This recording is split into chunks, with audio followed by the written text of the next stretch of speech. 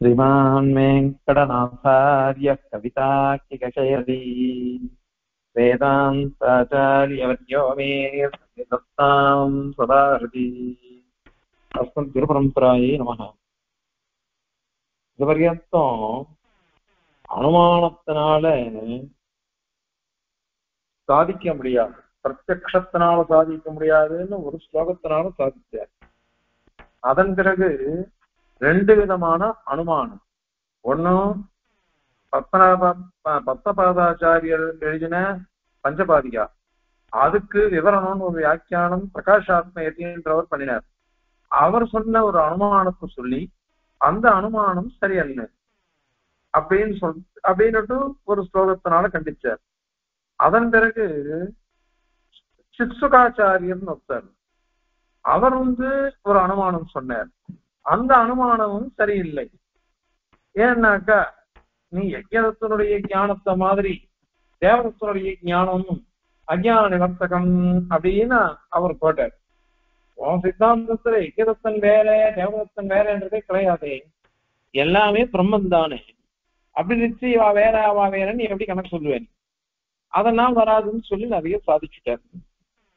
ஆக பிரத்யக்ஷ பிரமாணத்தினாலேயோ அனுமானத்தினாலேயோ இந்த அஜ்ஞானம் பாவரூப அஜ்ஞானத்தை சாதிக்க முடியாது அப்படின்னு சொல்லி முடிச்சுட்டார். இப்போ அதன் பேர்ல இல்ல பாவரூப அஜ்ஞானம் ஸ்ருதியே சொல்றதே, ஸ்ருதியே சொல்றதுனால அதை அங்கீகரிக்கணும்னு அவ ஆட்சேபிக்கிறா அத்வைதிகள். ஸ்ருதி என்ன சொல்லிடுத்து நிரவத்தியம் அப்படின்னு சொல்றது. நிரவத்தியம் அப்படின்னா அப்போ இது தோஷமற்றதுன்னு அர்த்தம் வருது. இதுதான் பிரமாணம். நிரவத்தியம் அப்படின்னு முதல்ல அவத்தியம், அவத்தியம்னா தோஷம், நிரவத்தியம் அப்படின்னா தோஷமற்றதுன்னு அர்த்தம். அதனால நிரவத்திய சப்தத்தால அவத்தியம் இருந்தது, அந்த அவத்தியமானது இப்ப போயிடுச்சு அப்படின்னு அர்த்தம். அதனால பாவரூப அஜ்ஞானமானது அவத்தியம். அந்த அவத்தியம்னா பாவம் தான் அர்த்தம். பாவம் தான் அர்த்தம்னா என்ன? இருக்கிற வஸ்துன்னு அர்த்தம், இருக்கிற வஸ்துன்னு அர்த்தம். அது அவத்தியம் அப்படின்னா நிரவத்தியம்னு இல்லைன்னு அர்த்தம். அப்ப இருக்கு அப்படின்றது அவத்தியம்ன்ற பதத்தினால வந்தது, நிரவத்தியம்ன்றதுனால இல்லை அப்படிங்கிறது சித்திச்சது. அதை கொண்டு பார்த்தோம்னாக்கா இது அவத்தியம் நிரவத்தியம் அப்படின்ற பதங்களை கொண்டு விளையாடுறார். அதுல நிரவத்தியம்ன்ற சப்தத்தினால இந்த அஜ்ஞானம் பாவரூப அஜ்ஞானம் கூட இருந்திருக்குது, அதுதான் போகலைக்கப்படுறது பிரமாண ஞானத்தினால அப்படின்னு சொல்லிட்டு அவ இது சொல்ற பிரமாணமாக சொல்லி சாதிக்க பார்க்கிறா பாவரூப அஜ்ஞானத்தை. அதற்கு சுவாமி கண்டனம் பண்றாரு. அந்த மாதிரி சொல்றது கூட வராது. ஏன் அப்படின்னாக்கா இதை விகல்பம் பண்ணி தூஷிக்கிற சுவாமி. விகல்பம் பண்ணிக்க தூஷிக்கிறதுன்றது பிராச்சீனமானதுன்னு சொல்றேன் ஏற்கனவே. எப்படி விகல்பம் பண்ணிக்கிறார் அப்படின்னாக்கா இந்த நிரவத்தியன்ற ஸ்ருதியினால எது சொல்லப்படுறது? அவித்யையே சொல்லப்படுறது. அந்த ஸ்ருதிக்கு விஷயம் எது? அவித்யையே விஷயமா, அல்லது அவித்யினால கல்பிக்கப்பட்ட ஜீவன் தான் விஷயமா, அல்லது அவித்யோட சேர்ந்து இருக்கக்கூடிய பிரம்மன் தான் விஷயமா, அல்லது சுத்த பிரம்மம் அவித்யா சாட்சி, அவித்யக்கு சாட்சியா இருக்கும், அவித்யக்கு சாட்சியா இருக்கும், ஆனால் அவித்யாவை கலவாது, சேராது. அப்படி இருக்கக்கூடிய சுத்தமான பிரம்மன் தான் இந்த நிரவத்தியன்ற வாக்கியத்துக்கு விஷயமா அப்படின்னுட்டு 4 விதமா கேள்வி கேட்டு பதில் சாதிக்கிறார் சுவாமி. இதுல முதல் 3 இந்த ஸ்லோகத்தினால, அடுத்தது 1 அடுத்த ஸ்லோகத்தினால. அதாவது அவித்யையே நிரவத்தியன்றதுனால சொல்லப்படுறதுன்னு நீ சொல்லணும், அது சொல்ல முடியாது. அது ஒரு பட்சம். அவித்யினால கல்பிக்கப்பட்ட ஜீவனே இந்த நிரவத்தியன்ற சத்தத்தினால சொல்லப்படுறான், அதுவும் சொல்ல முடியாது. அவித்யினால அவித்யோட சேர்ந்த பிரம்மன் தான் இதுக்கு விஷயம், அதுவும் ஒன்னால சொல்ல முடியாது அப்படின்னு 3 பட்சத்தை இந்த ஸ்லோகத்தினால கண்டிக்கிறார். விசுத்தமான பிரம்மன் தான் இந்த நிரவத்தியன்ற சப்தத்துக்கு பொருள், அதுதான் விஷயம் அப்படிங்கிறத அடுத்த ஸ்லோகத்தினால சுவாமி கண்டித்திருள்வார். இப்போ முதல் பட்சம் அவித்யை தான் விஷயம் அப்படின்னு சொல்றாளோ இல்லையோ, அது வராது. ஏன் வராது அப்படின்னாக்கா, இது நிரவத்தியம் தானே இருக்கு, நிரவத்தியம் தானே இருந்தது. நிரவத்தியம்னாக தோஷமற்றதுன்னு தான் அர்த்தம். ஆனால் அவித்யன்றது என்னது? தோஷம் தானே. அவித்யங்கிறது தோஷம்தான், நீங்களே ஒத்துருக்கீங்க. அனாத்ய வித்யா தோஷம் அப்படின்லாம் ஒத்துருக்கா. அனாதியான அவித்யாகிற தோஷம் அப்படின்னு ஒத்துருக்கா. அதனால நிரவத்தியம்னா தோஷமற்றதுன்னு அர்த்தம். நீ அத அவித்யை நிரவத்தியம்ன்ற சப்தத்தினால குறிப்பிடப்படுகிறது அப்படின்னு சொன்னாக்கா அது எப்படி வரும்? ஏன்னா தோஷமற்றதாச்சே. தோஷமற்றது அந்த அந்த சப்தம் தான் அதுக்கு அர்த்தம். அந்த சப்தத்துக்கு இதான் அர்த்தம், தோஷமற்றதுன்னு சொல்லி. தோஷமற்றதுன்னு அர்த்தம். ஆனால் தோஷமற்றதுன்ற சப்தத்தினால தோஷமாகிற அவித்யை சொல்கிறது அப்படின்னு சொன்னாக்கா அது எப்படி பொருந்தும்? அதனால அது பொருந்தாது. அதனால நிரவத்தியன்ற சப்தத்தினால அவித்யை சொல்லப்படுகிறது அப்படின்றது சரியில்லை. அதுக்கப்புறம் சரி, அது ஜீவன் அவித்யா கல்பிதம், அதனால அவித்யினாலதான் ஜீவனே சித்திக்கிறான். ஆகவே இந்த அவித்யைக்கு விஷயம் ஜீவன் வந்துட்டு போட்டுமே அப்படின்னு 2வது பட்சம் ஒண்ணு சொல்றாங்க. அதுவும் சரியா வராது. ஏன் சரியா வராதுன்னாக்கா, திருப்பி இதே பதில். நிரவத்தியம் தோஷமற்றது, தோஷமற்றதுன்னு சொல்லிட்டு இந்த தோஷத்தினால கல்பிக்கப்பட்ட தோஷமாகிற அவித்யை, அதனால கல்பிக்கப்பட்ட ஜீவன் தான் இந்த நிரவத்தியன்ற பதத்துக்கு விஷயம் அப்படின்னு எப்படி சொல்ல முடியும்? அதுவும் சொல்ல முடியாது. ஏன் அப்படின்னாக்கா, அவனுக்கு எப்பேற்பட்ட கஷ்டம் எல்லாம் இருக்கு. நாம சொல்ல போற கஷ்டம் என்னதுன்னாக்கா, அனாதி கர்மா, புண்ணிய பாப ரூபமான கர்மா, அந்த கர்மாக்கள்லாம் இவனை படுத்தி எடுக்கிறது, அதனால அவைகள்லாம் இருக்கு அப்படின்னு நாம சொல்லுவோம். ஆனால் அவ என்ன சொல்றாருனாக்கா, ஆத்தியாத்மிகம், ஆதி தெய்வீகம், ஆதி பௌதிகம்னுட்டு இந்த 3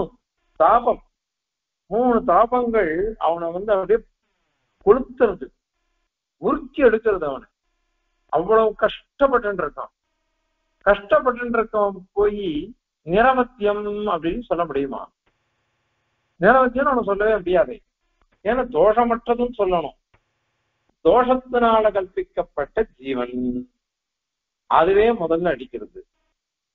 தோஷத்தினால கல்பிக்கப்பட்ட தோஷமாகிற அவித்யை, அதனால கல்பிக்கப்பட்ட ஜீவன் அப்படின்னு சொன்னாக்கா அதுவே தோஷமற்றதுன்றதுக்கு விரோதியா இருக்குது. சரி, அப்படியே ஒத்துண்டா கூட அந்த ஜீவனம் எப்படி இருக்கான் அப்படின்னா 3 விதமான தாபங்கள்னால அப்படியே தப்பிக்கிறான். எரியறது கஷ்டப்பட்டு இருக்கோம் நாம எல்லாரும். அப்படி கஷ்டப்பட்டுன்றதுனால அவனை போய் தோஷமற்றவன் சொன்னாக்க அது சரியாக வராது. அதனால நிரவத்தியன்னு அவனை சொல்லவே முடியாது. சரி, அவித்யினால அவித்யோட சேர்ந்த பிரம்மம், அந்த பிரம்மன் தான் இந்த நிரவத்தியம் சொல்லப்படுறது அப்படின்னு சொன்னாக்க இதுவும் தோஷம். ஏன்னா நிரவத்தியம்னா தோஷமற்றதுன்னு அர்த்தம். தோஷத்தோட சேர்ந்து இருக்கிறத போய் தோஷமற்றதுன்னு நீ சொன்னாக்கா சரியா வருமா? தோஷத்தோட சேர்ந்து இருக்கக்கூடிய பிரம்மன்னு சொல்லிட்ட, அது போய் தோஷமற்றதுன்னு எப்படி சொல்ல முடியும்? தோஷம் தான் இருக்கே, நீ என்ன ஒத்துன்னு இருக்க. அதனால அவித்யா சபலிதமான பிரம்மன் தான் நிரவத்தியம் சப்தத்துக்கு பொருள் அப்படின்னு சொன்னாக்க அதுவும் வராது, அதுவும் வராது. ஏன்னா இதான் விரோதம். ஏன்னா தோஷமற்றது அப்படின்னு சொல்லச்சு தோஷத்தோட கூடினது தோஷமற்றதாக எப்படி இருக்கும்? அதுவும் வராது. ஆக நிரவத்தியன்ற சப்தத்தினால அவித்யை தான் விஷயமாகிறது அப்படின்றதும் சரியில்லை. சரி, அதுதான் வேண்டாம், ஜீவன் இருக்கட்டுமே, ஏன்னா அவித்யினால கற்பிக்கப்பட்டவனோ இல்லையோ, அதனால நிரவத்தியம் சொல்லப்படுறதுன்னு சொன்னா அதுவும் சொல்ல முடியாது. ஏன்னா தாபத்திரயங்கள்னால தப்பிக்கக்கூடிய ஜீவனை, தோஷத்தோடு கூடின ஜீவனை அவித்யா கல்பிதமா போயிட்டதுனால, தோஷ கல்பிதமா போயிட்டதுனால அவனை நிரவத்தியம் சொல்ல முடியாதுன்னு ரெண்டாவது பட்சத்தையும், அது மாதிரி அவித்யோடு சேர்ந்த பிரம்மன் தான் சொல்லப்படுறது நிரவத்தியம்ன்றதுனாலன்னா அதுவும் வராது. ஏன்னா தோஷத்தோட சேர்ந்து இருக்கிறவன், தோஷத்தோடு சேர்ந்து இருக்கிறவன் பிரம்மம், ஜீவன் தோஷத்தினால கல்பிக்கப்பட்டவன், அதனால தாபத்திரைய ஆதரனா அவன் இருக்கிறான், அதனால அவனை சொல்ல முடியாது. இங்க பிரம்மத்துக்கு அது மாதிரி ஆயிடுறது. அதனால எந்த விதத்திலையும் இத உன்னால சொல்ல முடியாது நிரவத்திய சப்தத்தினால. அதுதான் அவித்யைக்கு பிரமாணம் நீ சொன்ன. அந்த பிரமாணம் சொன்னையை தவிர்த்து அவித்யை எப்படி அதனால சித்திக்கிறதுன்னு உன்னால சொல்ல முடியாது. அதனால இந்த மூணு பட்சமும் வராது. கடைசி பட்சம் ஒண்ணு சொன்னோம், அது அடுத்த ஸ்லோகத்துல சுவாமி சாதிக்க போறாரு, கண்டிக்க போறாரு. அதாவது விசுத்தமான பிரம்மஸ்வரூபமே நிரவத்தியம் சொல்லப்படுறதுன்னு அதை நாங்க ஒத்துப்போம், நீ சொல்ல முடியாது. உன் சித்தாந்தத்துல அது விரோதம், உன் சித்தாந்தத்துல அது விரோதமா வரும். அதனால உன் சித்தாந்தத்துல அது வாட்டமா இல்லாததுனால அது வராதுன்னு பின்னாடி சொல்ல போறேன். சரி, நீ சொல்ற அதெல்லாம் ஒத்துக்கணும். ஆனா ஒரு விஷயம் பாரு, இந்த பிரபஞ்சமானது ஏதோ ஒரு உபாதான காரணத்தை உடையது. சதேவ சௌமிய நமக்கு ஆசீத் ஏகமேவ அத்விதீயம் அப்படின்னு சொன்னதுனால அந்த சச்சப்த வாக்கியமான ஒரு வஸ்துதான் இந்த பிரபஞ்சத்துக்கு உபாதான காரணமா இருக்குது, மூலப்பொருளா இருக்குது. அது என்னதுன்னா அந்த சச்சப்த வாக்கியம் பிரம்மதான், பரமாத்மா தான் அப்படின்னு வேதாந்தம் சொல்லித்து. அது சொல்றத கூட எப்படி சொல்லித்து? யதா சௌமிய ஏகேன மற்பிண்டேன சர்வம் வர்மயம் விஜ்ஞாதம் சியாத். இனிமையானவனே, எப்படியானால் ஒரு மண் கட்டி அதை தெரிஞ்சுட்டோம்னாக்கா அதனால உற்பத்தியான மண் பாண்டங்கள் அத்தனையும் எல்லாமே மண்மயம், மண்ண ரூபமா இருக்குது அப்படின்னு தெரிஞ்சுக்கிறோமோ, அந்த மாதிரி இந்த சச்சப்த வாக்கியமான பிரம்மத்தினால ஆரம்பிக்கப்பட்டவைகள்லாம் பிரம்மமயமா இருக்கு அப்படின்னு சொல்லிடுச்சு. அதனால பிரம்மன் தான் இந்த பிரபஞ்சத்துக்கு உபாதான காரணமாக இருக்கு அப்படின்னுட்டு ஸ்ருதிகள் சொல்லியிருக்கு. கூடவே நிரவத்தியம் நிரஞ்சனம் அப்படின்னுட்டு அனைத்து தோஷங்களிலிருந்தும் விடுபட்டதாக, தோஷங்களே அற்றதாக, தோஷங்களுக்கெல்லாம் அப்பாற்பட்டதாக அதையும் சொல்லியிருக்குது. இப்ப பிரபஞ்சமாகவே பிரம்மம் மாறுகிறது, பிரம்மம் இருக்கு அப்படின்னு ஒரு பட்சம் ஸ்ருதி சொல்லிருக்கு. நிரவத்தியம் நிரஞ்சனம், நிஷ்கலம் நிஷ்கிரியம் சாந்தம் நிரவத்தியம் நிரஞ்சனம் அப்படின்லாம் வாக்கியம் இருக்கு. அந்த வாக்கியத்தை கொண்டு பார்த்தோம்னாக்க தோஷங்களுக்கெல்லாம் அப்பாற்பட்டது அப்படின்னு தெரியுது. இப்ப ரெண்டுமே பரஸ்பர விருத்தமா இருக்குது. ஒண்ணு பிரம்ம ரூபமா பிரபஞ்சம் இருக்குது, பிரபஞ்ச ரூபமா பிரம்மமே ஆயிடுச்சு அப்படின்னு சொன்னா பிரபஞ்சத்துல இருக்கிறதெல்லாம் பிரம்மத்துக்கு வந்துட்டோம்னு அர்த்தம். அதனால நிரவத்தியன்றதுக்கு விரோதம். நிரவத்தியன்றதை எடுத்துட்டோம்னாக்க இந்த பிரம்மனே பிரபஞ்சமா மாறுறதுன்றதை ஏற்றுக்க முடியாது. அதனால அது விரோதம் வருது. அதனால இப்ப ரெண்டுத்துக்கும் சாமரஸ்யம் பண்ணணும். சாமரஸ்யம் ரெண்டுத்துக்கும் இது பண்ணணும், சரி பண்ணணும், சமரசப்படுத்தணும். அதுக்கு என்ன பண்ணணும் அப்படின்னாக்க ஒண்ணுத்துக்கு உபாதி கல்பிதம், அவித்யாகிற உபாதியினால கல்பிக்கப்பட்டது அப்படின்னு சொல்லணும். அதான் நாங்க சொல்றோம்.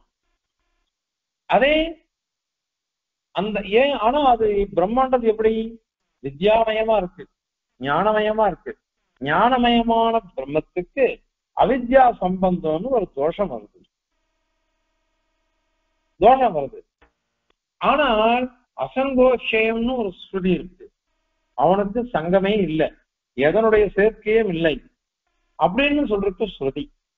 ஆக பிரம்மத்துக்கு தோஷமே கிடையாதுன்னு ஒரு வாக்கியம், பிரம்மத்துக்கு இந்த பிரபஞ்சத்துக்கு உபாதான காரணமா இருக்கிறது அப்படின்றது இன்னொன்னு ஒண்ணு. இந்த ரெண்டு வாக்கியத்துக்கும் சாமரஸ்ய பண்ணன்றதுக்கு தான் நாங்க என்ன பண்றோம், அவித்யை கற்பிக்கிறோம். அந்த அவித்யானது இந்த பிரம்மத்துக்கு தோஷத்தை கொடுக்கக்கூடியதா இருக்குது. ஆனால் அசங்கக அப்படின்ற வாக்கியத்தினால பதத்தினால பிரம்மத்துக்கு சங்கமே கிடையாது, எது சேர்க்கையும் கிடையாது, எந்த சேர்க்கையும் கிடையாதுன்னு சொல்லிடுத்தாது. அப்போ இந்த அவித்யைக்கு நீ எப்படி ஒத்துக்கணும் அப்படின்னு சொன்னாக்க மிச்சையா இருக்குது, பொய்யா இருக்குது அப்படின்னு சொல்லணும். அந்த பொய்யா இருக்கிறதுன்னு சொன்னாதான் மீதி எல்லாம் சரியா போகும். உண்மையானதுன்னு வச்சுக்கோங்க, அந்த உண்மையானது எப்படி இத மாதிரி திரும்பி போச்சு, எப்படி அது ஒழிந்தது, நாபத்தை அடைந்தது அப்படின்லாம் கேள்வி கேட்பீங்க நீங்க, அதுக்கு பதில் சொல்ல முடியாது. அதனால இது பொய்யா இருக்குது. ஆக இப்ப என்ன பண்ணணும், அவித்யைங்கிறது ஒரு தோஷம், அது பொய்யானது. அந்த பொய்யான தோஷமானது பிரம்மத்தோட சேர்ந்தது, அதனால பிரம்மத்துக்கு உபாதான காரணத்துவம் அப்படின்றது சித்திச்சது. ஆனால் இது பொய்யானதா போயிட்டதுனால அதனால ஒரு பெரிய தோஷம் கிடையாது, பெரிய தோஷம்ன்றதே கிடையாது. பெரிய தோஷமா கிடையாதுன்றதுனால எந்த கவலையும் பட வேண்டாம். ஆனால் சுத்தமானதுதான் பிரம்மம், அதுதான் சொல்லிட்டு நிரவத்தியம் நிறைஞ்சணும். அந்த நிரவத்தியம் தோஷமற்றது, அதுல அவத்திய சப்தம் இருக்கு. அவத்திய சப்தத்தினால தோஷம், பொய்யான தோஷமாகிற அவித்யை அது இல்லை இந்த பிரம்மத்துக்கு அப்படின்றது இங்க சித்திக்கிறது. அதனால நாங்க இத மாதிரி சொல்லிடுறோம். இப்படி சொல்லிட்டாக்கா அவித்யோட கூடின பிரம்மமானது உபாதான காரணம், அது இல்லாத அவித்யை சேராத சுத்த சுரூபமான பிரம்மமானது இது நமக்கு பிராப்தியமா இருக்கு. அது மட்டும் இல்லாம அதுதான் உண்மையானது, மீதி எல்லாம் பொய், பிரம்ம சத்தியம் ஜெகன் நித்தியானதுதான் சரியாகும் அப்படின்னு நாங்க சொல்றோம். அந்த கணத்துல பார்த்தோம்னாக்கா நிரவத்தியம்ன்றதுனால அவத்திய சப்தத்தை கொண்டு பொய்யான தோஷமாகிற அவித்யை அது பாவரூபம் அப்படின்னு சித்திக்கிறது அப்படின்னு அவ சொல்ற அத்வைதிகள். அதுக்கு சுவாமி என்ன கேட்கிற, நீ பொய்ன்னு சொல்லிட்ட, பொய்ன்னு சொன்னதுனாலயே அது தோஷம் இல்லைன்னு ஆயிடுச்சு. அவித்யங்கிறது தோஷமே இல்லை, இல்லாத ஒண்ணு தோஷத்தை எப்படி ஒண்ணு பண்ண முடியும்? என்கிட்ட எந்த தோஷமும் கிடையாது, ஏன்னா பொய்யா என்னை பத்தி ஆரோபிக்கிறார், அத்தை பண்ணா இத்த பண்ணா அப்படின்னு சொல்லிட்டு. அப்படி பொய்யா என்னை பத்தி ஆரோபிச்சான்னு வச்சுக்கோங்க, அப்ப அது என்ன தொடாதே, என்னை பாதிக்காதே, என்னை பாதிக்கவே பாதிக்காது. இப்ப அதனால நீயா சொல்லிட்ட பொய்யானது, பொய்யான தோஷம், பொய்யான தோஷம்னு சொன்னியானாக்க அப்போ அதனால என்ன இவனுக்கு நஷ்டம் வரப்போகுது? எந்த பாதிப்பும் இவனுக்கு வராது, இந்த பரமாத்மாவுக்கு எந்த பாதிப்பும் வராது. அதனால தோஷமே இல்லைன்னு அர்த்தம் ஆயிடுச்சு. பொய்ன்னு சொல்லிட்டியானாக்க அவனுக்கு தோஷமே இல்லைன்னு அர்த்தம் ஆயிடுச்சு. அதனால என்ன ஆயிடுச்சு, சுத்தமான நிர்குணமான பிரம்மமானது உபாதானம் இல்லை அப்படின்னு தெரியுது. நான் என்ன சொல்றேன், சுத்தமான பிரம்ம உபாதான காரணமா ஆக முடியாது. என்ன நிரவத்தியம் அசங்கக அப்படின்ற பதங்களுக்கெல்லாம் வாக்கியங்களுக்கெல்லாம் விரோதம் தரும், அதனால இது வராது, ஏன்னா விகாரி திரவியமா போயிடுது. அதனால ஆனா அவித்யினால சேர்ந்து இருக்குது.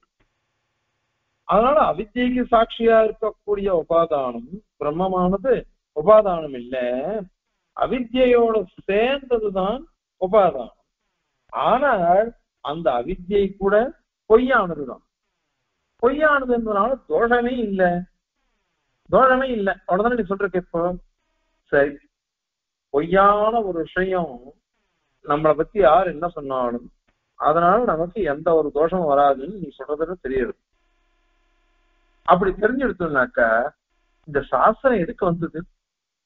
இந்த சாஸ்திரம் எதுக்கோசரம் இவ்வளவு தூரம் சமப்பட்டு நமக்கு உபதேசிக்கிறது? என்னென்ன உபதேசிக்கிறது? முதல்ல சிரவணம் பண்ணு, ஆச்சாரியர் சேர்ந்து தத்துவார்த்தத்தை சிரவணம் பண்ணு, உபதேசம் வாங்கிக்கோ. அதன் பிறகு ஆச்சாரியர் சொன்னதை மனனம் பண்ணணும், பிரதிஷ்டை பண்ணணும்.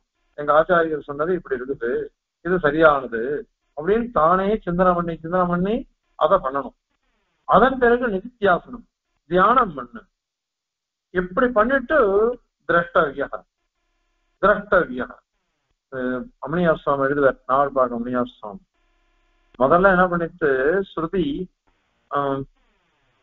ஆத்மாவா அரே திரஷ்டவியா அப்படின்னு சொல்லிடுச்சு.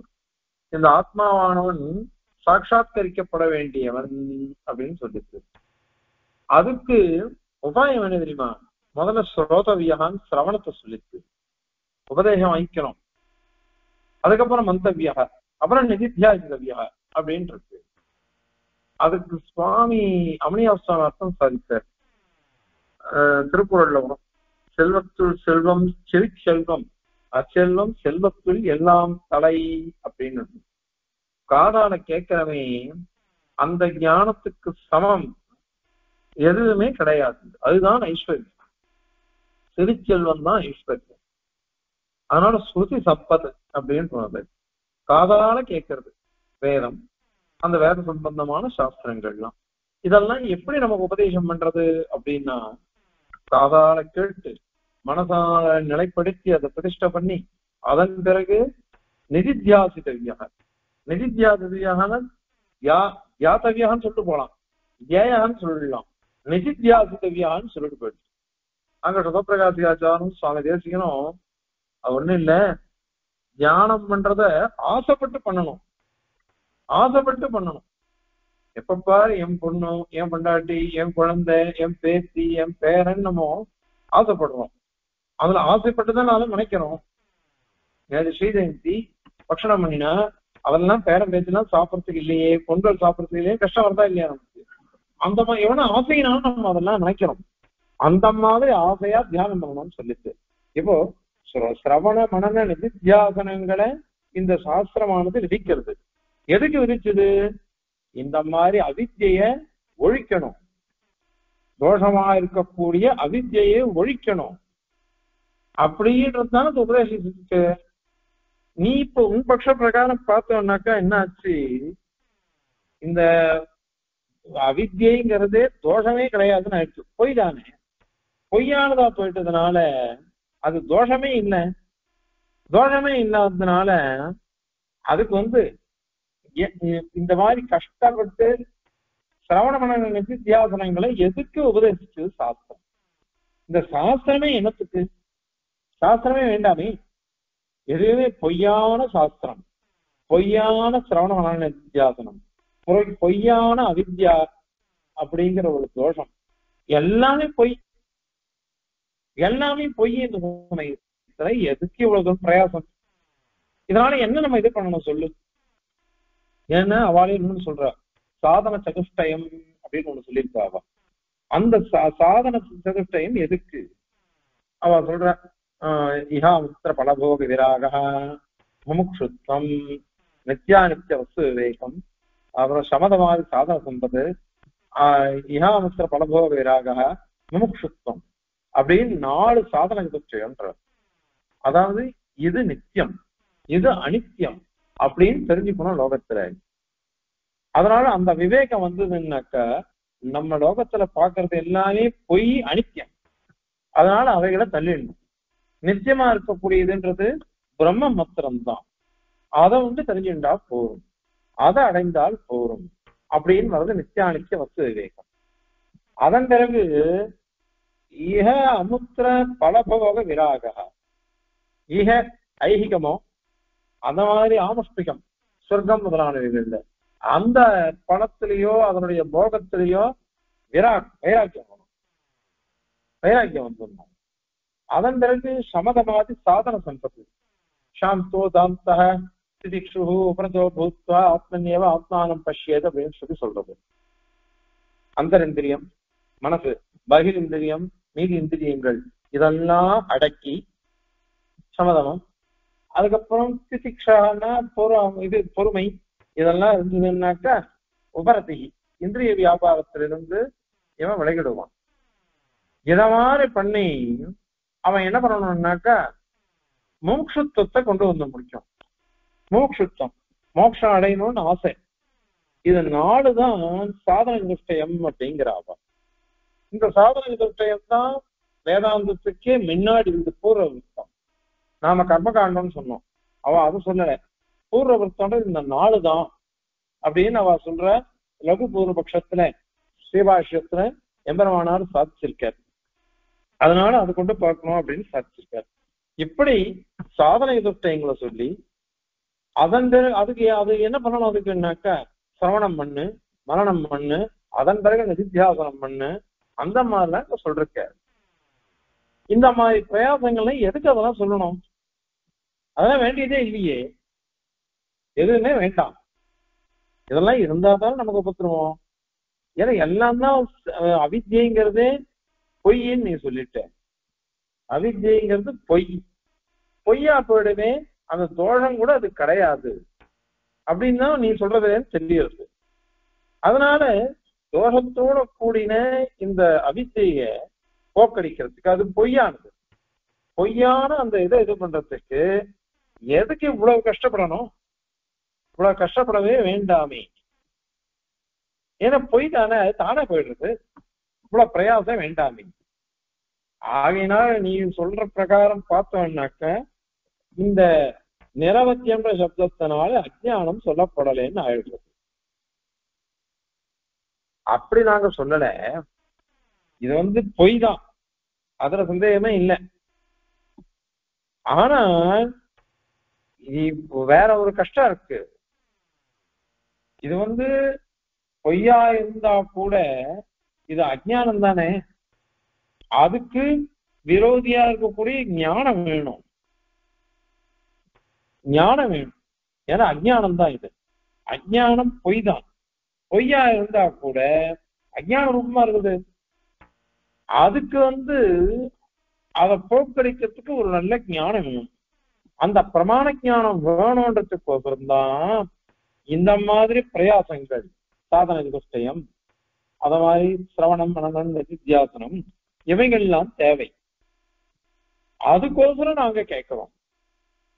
அதனால பலவிதமான பிரமாணங்கள், அந்த பிரமாணங்கள்லாம் சிரவண மனன நிதித்தியாசனத்தை சொல்லிடுச்சு, சாதன நிஷ்டயங்களையும் சொல்லியிருக்கு. அதெல்லாம் ஸ்ருதிகள் சொல்லிடுச்சு. அப்போ அந்த ஸ்ருதிகளால என்ன பண்ணப்படுறது அப்படின்னாக்கா, இந்த பொய்யா இருந்தா கூட இந்த அஜ்ஞானத்தை போக்கடிக்கணும்.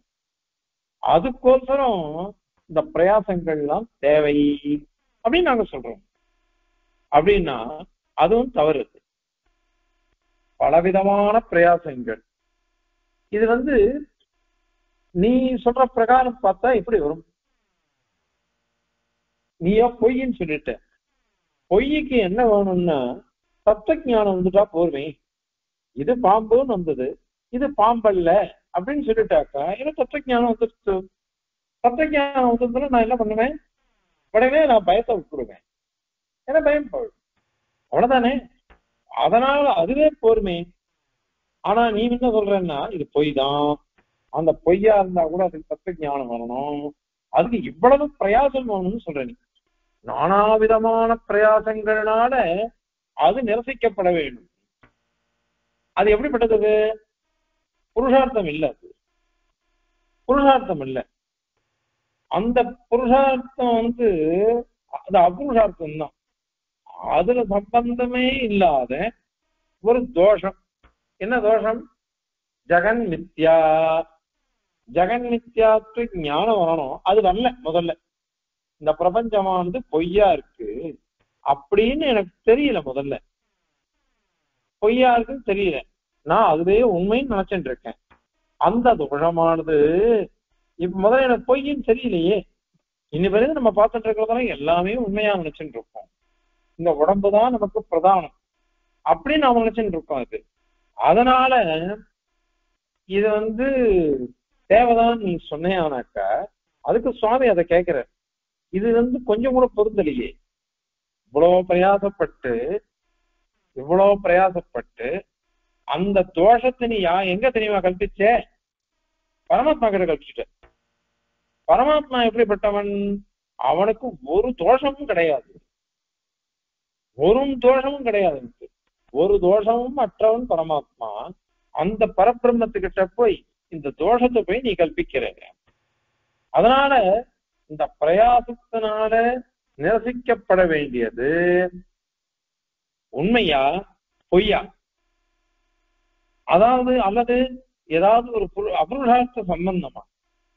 அது அத்தனையுமே எல்லாத்தையும் இவங்கிட்ட சொல்லிட்டே. நீ பரமாத்மா கிட்ட சொல்லிட்டியானாக்க அந்த பரமாத்மாவுக்கு தான் அனைத்து தோஷங்களும் வந்துடுச்சு அப்படின்னு சித்திச்சு விடுறது.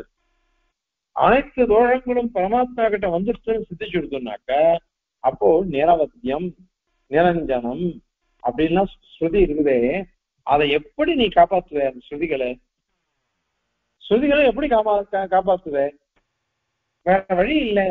வழி இல்லைன்னாக்க வைதிக பட்சத்துக்கு வந்துடும்.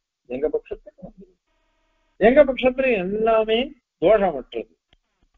எதுவுமே அவனுக்கு ஒட்டவே ஒட்டாது.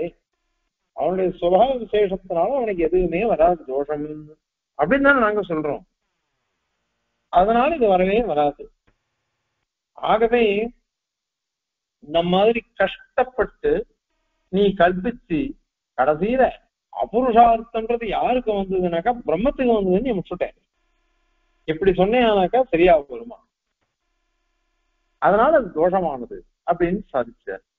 அவருக்கு மேல ஒண்ணு கேட்கிறா, சரி நீங்க சொல்றத நாங்க ஒத்துக்கிறோம் தோஷம், ஆனா உங்க பட்சத்துல மட்டும் என்ன வாழுது? ஏன்னா நீங்க சித்தாந்தத்துல கூட பரமாத்மாவுக்கு அவித்யா சம்பந்தமானது தவிர்க்க முடியாதுதான் உங்க சித்தாந்தத்துல நம்மளை பார்த்து கேட்கிறா. ஏன்னா ஸ்வேதாஸ்வதர உபனிஷத் சொல்றது அஸ்மான் சிருஜதே விஸ்வமேதது அப்படின்னு இருக்கு. இந்த மாயின்னா என்ன அர்த்தம்? மாயை உடையவன் அர்த்தம். மாயின்னா என்ன அர்த்தம்? பிரகிருதி அஜ்ஞானம் அப்படின்னு அர்த்தம். அந்த பிரகிருதியினுடைய சம்பந்தம் பரமாத்மாவுக்கு இருக்கிறதுனாலதான் மாயி அப்படின்னு சொல்றோம். மாயாம் பிரகிருதி வித்யாத் மாயினம் து மகேஸ்வரம் அப்படின்னு சொல்லிட்டு போயிரு. பரமாத்மாவை மாயை உடையவனாக தெரிஞ்சுப்போம். மாயை எது அப்படின்னாக்க பிரகிருதியை தெரிஞ்சுப்போம் அப்படின்னு சொல்றது. பெருமாளே என்ன பண்ண? தெய்வீ சேஷா குணமயி மம மாயா துரத்யா அப்படின்னு சாட்சி போயிட்டாரு.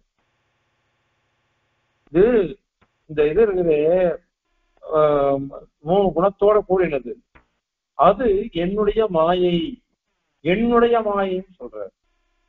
அது துரத்தையா, அதை மீறவே முடியாது யாராலையும் அப்படின்னு சொல்ற. அதனால பகவானே சொல்றானா இல்லையா அது? அதனால இப்போ அவ ஒரு உதாரணம் வேடிக்கையா கேட்கிறா. 13 கேட்கிற மூக்கால்லாம் இருக்கா, மூக்காவுடைய தலைவன் ஒருத்தன் இருக்கான் அப்படின்னு சொன்னாக்க அந்த தலைவனும் மூக்கனாதான் இருக்கணும். மூக்காலுடைய தலைவன் ஒருத்தன் இருக்கான்னு சொன்னா அந்த மூக்கனுடைய தலைவனும் மூக்கனாதான் இருப்பான். அந்த மாதிரி மாயி அப்படின்னு சொன்னாக்க மாயைங்கிறது பிரகிருதின்னு சொல்லிக்கோ, அவித்யன்னு சொல்லிக்கோ, எத்தனாலும் சொல்லிக்கோ. நீ எப்படி சொன்னாலும் அந்த அந்த சம்பந்தம் அஜ்ஞான சம்பந்தம் தோஷ சம்பந்தம்ன்றது அவனுக்கு இருக்குன்னு ஆயிடுவேன். அதனால அவனுக்கு நிரவத்தியம் தோஷமற்றவனவன் அப்படின்னு எப்படி சொல்ல முடியும் சித்தாந்தம் தெரியும்? அதனால 2 பேருக்குமே தோஷம் இருக்குது. 2 பேர் பட்சத்திலையும் தோஷம் இருக்குது. 2 பேர் பட்சத்திலையும் தோஷம் இருக்குச்சு. நான் இதை ஏத்துப்பேன் அதை ஏத்துக்க மாட்டேன்னு சொல்றது நியாயமா? ஒண்ணு ஏத்துப்பேன் ஒண்ணு ஏத்துக்க மாட்டேன்னு சொல்றது தப்பு இல்லையா? அதனால 2 பட்சம் தோஷம் தானே இருக்கு. அதனால நாங்க இப்படி சொல்லிக்கிறோம், நீங்க இப்படி சொல்லிக்கோங்க. மொத்தத்துல 2 பேர் பட்சத்திலையும் பிரம்மத்துக்கு தோஷம்தான் அப்படின்னு ஒத்து போயிடலாமே அப்படின்னு ஆக்ஷேபிக்கிறா அவா. அதற்கு சுவாமி என்ன பதில் சொல்ற? இந்த மாதிரி நீ சொன்னீங்க ரொம்ப சரி, மூக்காருடைய தலைவன் மூக்கனாதான் இருப்பான். ஏன்னா நீ மூக்கன், உங்க தலைமை எல்லாமே மூக்கன் அப்படின்னு பரியாதம் பண்ற குத்தியம் சுவாமி. ஏன் அப்படின்னா உன்னை எப்படி புரிய வைக்க முடியும்? தவிர அஸ்மான் மாயி சிருஜதே விஸ்வமேதத்து அப்படின்னு அந்த வாக்கியம் இருக்கு. கூடவே தஸ்மின் அந்யஹா மாயையா சந்நிருத்தா அப்படின்னு இருக்கு. இந்த மாயான பகவான் பிரபஞ்சத்தை இந்த பிரகிருதியிலிருந்து சிருஷ்டிக்கிறான். ஆனால் அந்த மாயை இருக்கு பாருங்க, அதுல இந்த இன்னொரு ஜீவன் இருக்கான், ஒருத்தன் இன்னொரு ஆத்மா, அவன் கட்டுப்பட்டு இருக்கான். அத மாற்றின் மொழிகிறான். எந்த காரியம் பண்ண முடியல சுதந்திரமா. எல்லாம் பிரகிருதிக்கு வசியனா மாறிட்டான். பிரகிருதி அதீனமா இருந்துட்டுதான் அவன் எல்லாம் பண்றான். அதனால மாயினுடைய பந்தம்ன்றது நமக்கு தான் இருக்கு, பகவானுக்கு இல்லையே. பகவானுக்கு கிடையவே கிடையாது. ஓம் சித்தாந்த பிரகாரம் பகவானுக்கும் வந்துடும். ஏன் அப்படின்னு, பிரம்மன் தான் ஜீவன். பிரம்மத்தை தவிர்த்து வேற ஒண்ணுமே தனியா ஜீவன் கிடையாது அவனுக்கு. அதனால ஓம் சித்தாந்தத்துல அப்படி வந்துடும். ஆனா நீதான் சொல்லணும். நீ எப்படி தான் சொல்ற, தன்னுடைய அவித்யினால பிரம்மத்துக்கு சம்சாரம் வந்துருச்சு, தன்னுடைய ஞானத்தினால பிரம்மத்துக்கு மோட்சம் வந்துருச்சு நீ சொல்லிட்டு இருக்க. நாங்க அப்படி சொல்லவே இல்லையே. பரமாத்மா எப்பொழுதுமே பரமானந்தனா பரமசுத்தனா இருக்கான் அப்படின்னு தான் நாங்க சொல்லிட்டு இருக்கோம். அதனால எங்க சித்தாந்தத்துல இந்த தோஷம் எதுவும் வரவே வராது. ஆகவே இந்த மாதிரி ஒரு நிரவத்தியம்னு ஒரு சப்தம் இருக்கு. அந்த நிரவத்தியன்ற சப்தத்தை கொண்டு அவித்யானது சொல்லப்படுறது. அதனால பிரம்மத்துக்கு அவித்யை இருக்குது. அந்த அவத்தியம் அப்படின்னா தோஷம், அதுதான் அவித்யை, அது பாவரூபம் அப்படின்னு நீ சொன்னையானாக்க அதுவே தவறு. ஏன்னா நாங்க விகல்பம் பண்ணி தூஷிச்சுட்டோம். அவித்யைக்கும் அந்த நிரவத்தியன்ற சப்தத்தினால விஷயத்தும் சொல்ல முடியாது, அவித்யா கல்பிதனான ஜீவனுக்கும் சொல்ல முடியாது, அவித்யோபகதனான பரமாத்மாவுக்கும் அது சொல்ல முடியாது நிரவத்தியன்ற சப்தத்தினால. அதனால இந்த பட்சம் சரியில்லை. ஸ்ருதியினாலேயே பாவரூப அஜானமானது தெரிகிறது அப்படின்னு நீ சொன்னையே, அந்த பட்சம் சரியன்னு அப்படின்றத இந்த ஸ்லோகத்தினால சாதிக்கிற. இப்ப ஸ்லோகத்தை சேவிச்சுட்டு தாத்பரியம் சேவிக்கலாம். அஸ்பிருஷ்டாவத்யதோக்தேஹ ந கலு விஷயதாம் அப்யுபேயாத் அவித்யா ந க்ஷேத்ரஜ்ஞோபி தாபத்ரய பரிதபனாத் அபி தத் பிரம்ம மௌக்த்யாத் மித்யாத்வான் தோஷபாவோ ந பவதி யதி கிம் தன்னிராச பிரயாசைஹ உச்சேத்தவ்யா புமர்த்தான்வயத இஹ பரஹ கோபி லப்யேத தோஷஹ. இப்ப பாருங்க, அதாவது பாவரூப ஞானத்துல அனுமானமோ பிரத்யக்ஷமோ பிரமாணம் இல்லை அப்படின்னு சொல்லியாச்சு. இப்போ ஆகம் ஸ்ருதி பிரமாணம் சொல்லலாமா அப்படின்னு கேட்டாக்கா அது கிடையாது. நிரவத்தியன்றது ஸ்ருதி இருக்குது, அதுதான் அவித்தியில பிரமாணம் அப்படின்னு அவ சொல்றா. அதுக்கு சுவாமி விகல்பம் பண்ணி கேட்கிறார். இந்த ஸ்ருதி வாக்கியம் நிரவத்தியன்ற ஸ்ருதி அதுக்கு அவித்யே விஷயமா, அவித்யா கல்பித்தனான ஜீவன் விஷயமா, அவித்யோட சேர்ந்த பிரம்மம் விஷயமா அப்படின்னு மூணு. நாலாவது ஒருத்தரும் அவித்யா சாட்சியா இருக்கிறோம், அவனுக்கு சம்பந்தமே கிடையாது. சாட்சியா கூடிய பரம விசுத்தனான பரமாத்மா தான் விஷயமா அப்படின்னு. அதுல அவித்யை தான் விஷயம் சொல்ல முடியாது. ஏன்? அஸ்பிருஷ்ட அவத்தியதோக்தே, அங்க நிரவத்தியம் தான் இருக்கு. நிரவத்தியம் சொன்னா என்ன அர்த்தம்? அவத்தியம் ஸ்பிருஷ்டம் இல்லை, தோஷமே இல்லை, தோஷமற்றவன் தான் அங்க சொல்றது. தோஷமற்றதுன்னு சொல்லச்சே தோஷத்துக்கு போய் நிரவத்தியன்ற சப்தத்தினால சொல்ல முடியுமா? அதனால அது தவறு. ஆக நிரவத்தியம் அப்படின்னு சொல்லினால விஷய அஸ்பிருஷ்டாவத்தியதோக்தே, அஸ்பிருஷ்ட அவத்தியதா, ஸ்பிருஷ்டம் சொல்றது அஸ்பிருஷ்டன்னா தொட கூட இல்லை, அது வாசனை கூட வராததுக்கு. அந்த மாதிரி சொல்லப்பட்டது இந்த வாக்கியம் நிரவத்தியம்ன்றது. அதுக்கு போய் விஷயத்தான் தெரிவிக்கப்பட்டதாக அந்த ஸ்ருதியினால தெரிவிக்கப்பட்டது அவித்யை. அந்த அவித்யை அப்படிங்கிறது நகல் அபிபேயா, அது அபிபேயா அடைவது ந அபிபேயா, அது அடையவே அடையாதல்லவா. ஏன்னாக்கா இது தோஷமே, இது அது தோஷமற்றது நிரவத்தியம்ன்றது. அது ரெண்டுத்துக்கும் எப்படி சம்பந்தம் வரும்? அதனால அது வராது. அதுக்கப்புறம் ஏன்னா அவத்தியம்னா தோஷ சாமானியவாசி, அதனால இது வராது. சரி, அதுதான் போட்டாது. அவித்யா கல்பிதம் ஜீவன், அதனால அவன் இருப்பானா அப்படின்னு கேள்வி வந்தது. அவித்தியினாலதானே ஜீவனே கல்பிக்கப்படுறான்னு அவ சொல்றா. அவன் தான் விஷயம் இருக்கணும். என்னக்கா க்ஷேத்ரஜ்ஞா, ஜீவனும் விஷயம் இல்லை. அதுக்கு காரணம் என்ன? ஹேது தாபத்ரய பரிதபனாத். தாபத்ரயம் ஆத்தியாத்மிகம், ஆதிதெய்வம், ஆதி பௌத்திகம்னு தாபத்ரயம். அவைகள்னால எப்பொழுதுமே அவன் பரிதபிச்சுட்டு இருக்கான், அலாடிட்டு இருக்கான். அப்படிப்பட்ட ஜீவனானவன் எப்படி நிரபத்தியமா ஆப்பான்? அவனுதான் 3 தோஷம் எப்பொழுதும் மாட்டின்னு முடிக்கிறானே. 3 தோஷத்தினால கஷ்டப்படுறவன் போய் நிரபத்தியனா இருக்கான்னு சொல்ல முடியாது. அதனால அதுவும் 2வது பட்சம் தவறு. 3வது கல்பம் பிரம்மம் அவித்தியினால சேர்ந்து, அவித்தியோட சேர்ந்த பிரம்மம் இருக்குமா அப்படின்னாக்கா நாபித்தது, அதுவும் கிடையாது. ஏன்னா அவித்தியோட கூடின பிரம்மம் சொன்னாக்க மௌத்யாத், முக்தம், முக்ததா அப்படின்னாக்கா அஞ்ஞானம்னு அர்த்தம். அவித்தியினால மறைக்கப்பட்டதா இருக்குது. அவித்தியினால மறைக்கப்பட்டதுன்னா என்ன அர்த்தம்? தோஷத்தோட பூரணதா இருக்குன்னு அர்த்தம்.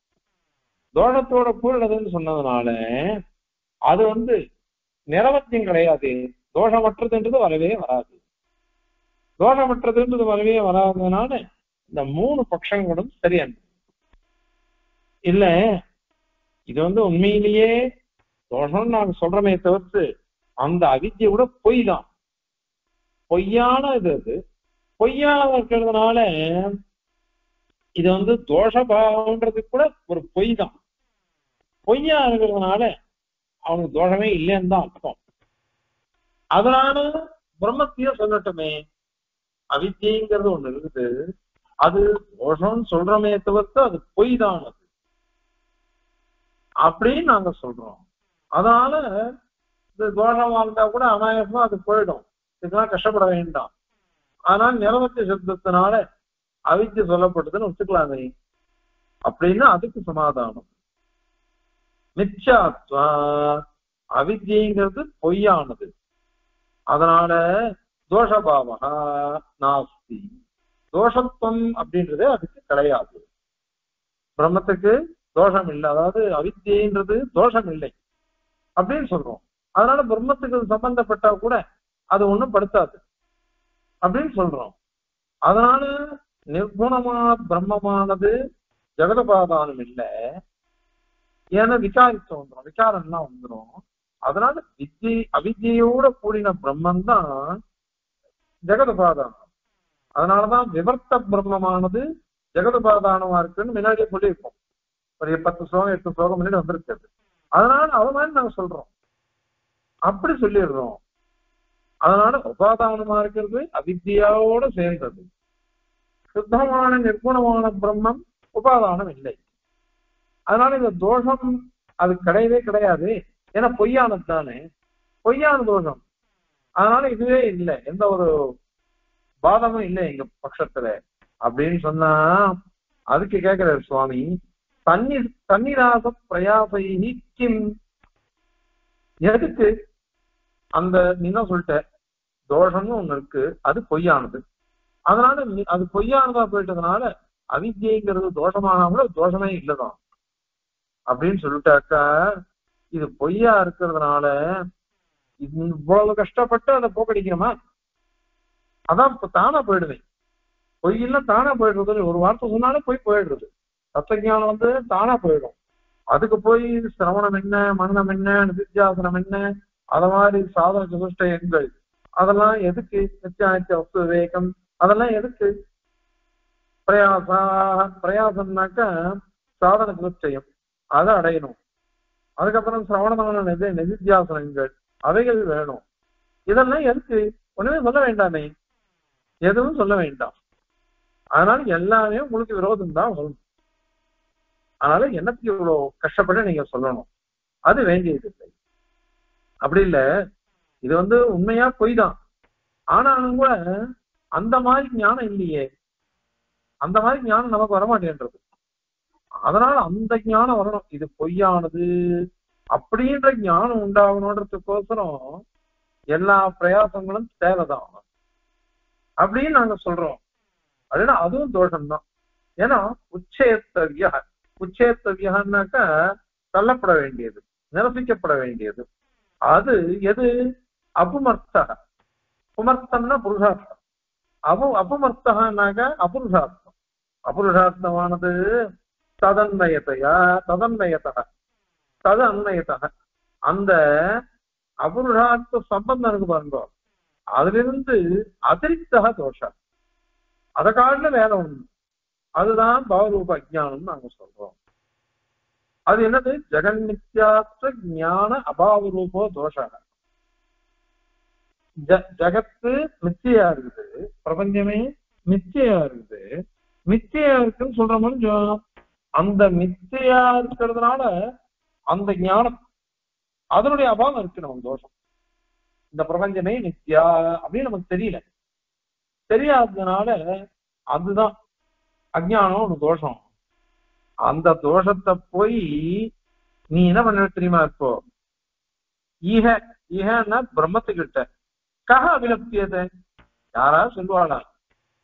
பெருமாள் கிட்ட போய் நம்ம என்ன சொல்றோம்? பெருமாள் அந்த கல்யாணமான விசிஷ்டன் கயப்பிரத்தனீகன் அப்படின்னு உபயலிங்கம் திருப்பி திருப்பி சொல்லிட்டு இருக்கோம்.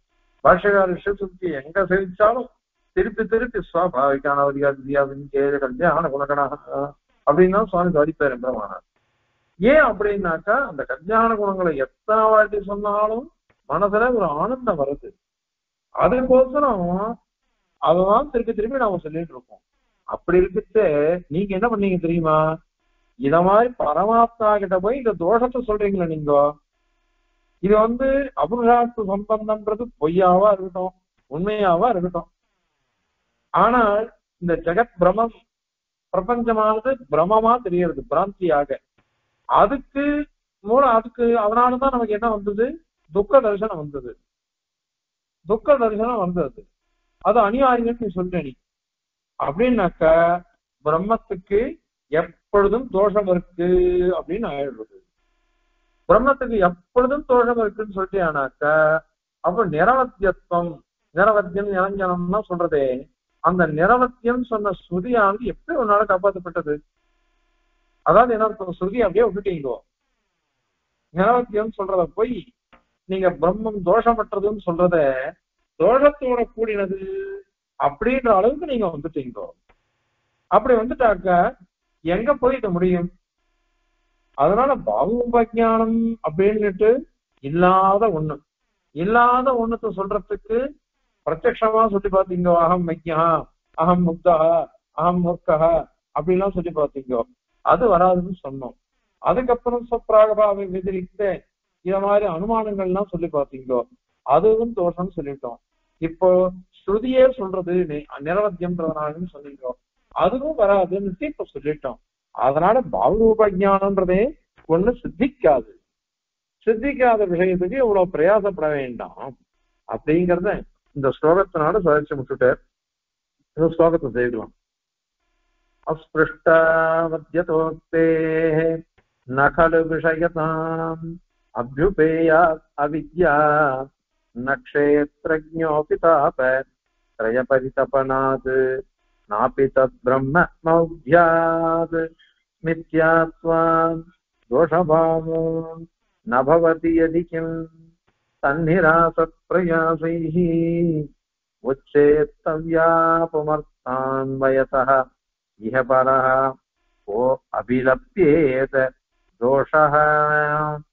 கவிதார்க்கிக சிம்ஹாய கல்யாண குணசாலினே श्रीमते वेङ्कटेशाय वेदान्तगुरवे नमः। अस्मद्गुरुपरम्परायै नमः।